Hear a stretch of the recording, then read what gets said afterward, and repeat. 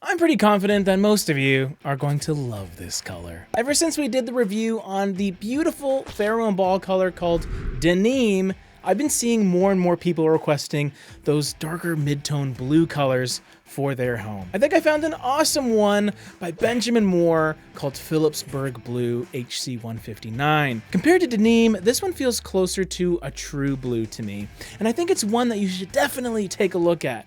And luckily enough, you are, because I'm going to tell you all about it. Not only that, I've put together a pretty awesome color palette to use with it, including some baseboard paint colors you can try out. Please like the video so we can get started. Liking the video really helps us. Let YouTube know how much you like me. God, I sound desperate. So, Phillipsburg Blue, it also has an alter ego by the name Stillwater. So if you've heard of that color, it's the same as this one. Benjamin Moore describes it as a grayish blue that conjures still waters at dusk. So yeah, they use the exact same description for both colors. I like this description though, because it does convey that even though the color is pretty saturated with blue, it does have that grayish touch to it, or at least a bit of a softening that is akin to a tone of blue, rather than something that's way more obnoxious and vibrant. That toning down of the blue to me opens this color up to more opportunities design-wise.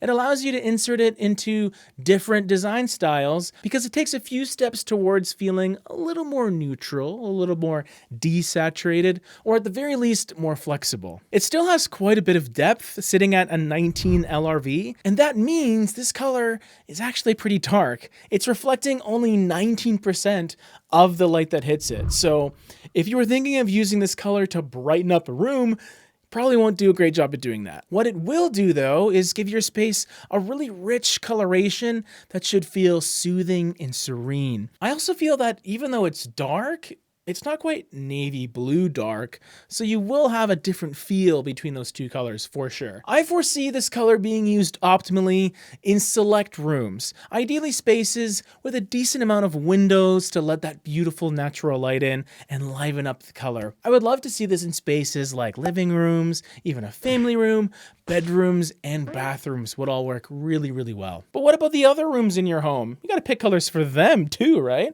Well, not to worry, because I got some color pairings specifically selected to go with Phillipsburg Blue.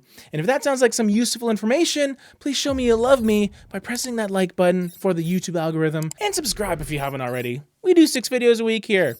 Not too bad, right? I wanted to start with good old Muslin, which is one of my favorite colors.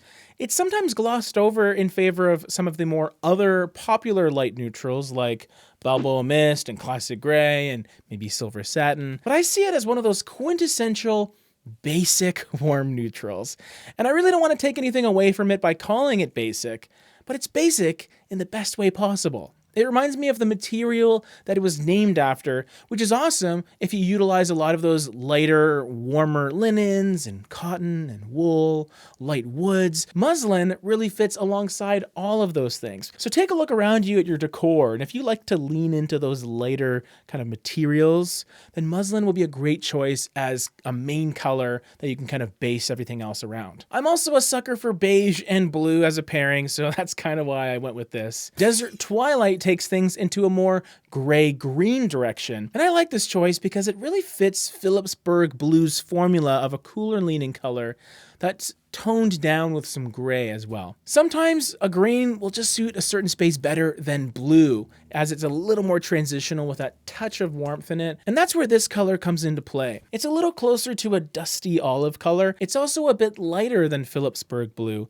which is worth noting, but that muted quality definitely is continuing throughout this entire palette. Things take a warm turn for our next color, Antique Copper. And this is very much the accent color in my opinion, just because it's so much warmer than the rest, with its terracotta aspect being very complementary. I almost feel it has a rose gold aesthetic, which is handy if you really love those warmer metallics throughout your home. Maybe some glam Art Deco inspo sprawled throughout your space. I'd be more so inclined to use this in accent form rather than in full-on rooms, let's say. But you could also use it as an accent room color as well, especially if you wanted to explore a little more of a bohemian or Mediterranean, or even a little bit of a wabi-sabi style. So those are the color pairings, but we got to get into 2 trim color options to paint your baseboards, your doors, and your frames with. For a lot of people, I would recommend a color like Mountain Peak White, which is the light trim option. It's one of the crispiest whites that I've seen that still has a touch of warmth to it. I think it's quite bright, but it has just that hint of nuance that makes it really special as a white option. If you wanted something other than white on your trim for Phillipsburg Blue, I kind of like Mount Rainier Gray. It's fairly light on its own, but more so feels like a very icy cool gray when used as a trim color for the much more saturated blue in HC 159. If it were me though, I would probably stick with the white trim choice, but you know I always love giving you options. Here's the palette all together, everyone. Let me know what you think. And here's another Benjamin Moore color review, complete with its own color palette for your reviewing pleasure.